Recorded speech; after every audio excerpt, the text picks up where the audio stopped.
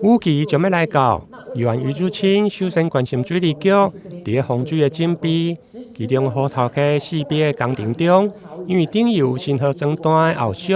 甲着环保的议题有关系。宜兰烦恼工程是毋是会延后？对此，市府水利局长回应，目前已经甲环保团体来协调。会用生态保障的方式来施工。有关这个环团的这一部分，针对虎头溪目前正在施工的4个标案那我们已经跟他协调过了原则上我们做一个生态补偿的一个措施了。什么叫生态补偿？就是说，原来我们设计那个钢筋混凝土的部分呢，那我们会把它改成那个柔性的。这个要改不是随便改的，是在那个凸岸就是水流不是直冲的这一部分我们把它改成一个柔性的。所谓柔性就是香涵那个香浓了就是用石头的用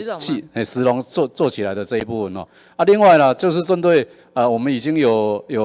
那个已经有开工的这一部分了，那我们也会把这个周界把它划分好也就是说让这个生态维持到最小伤害最小的一个情况。那环团这一部分已经有接受了那我们目前也正在赶工中以伤害最小的一个对生态伤害最小的方式正在施工中。是能够维持生态，又能够让那个我们的产业存活下来，然后等于说我们水利局这边也做了最大的努力，让整个治水工程能够顺利进行。另外，在下甲桥段的施工进度以及新市产业园区争取提早规划排水的治理，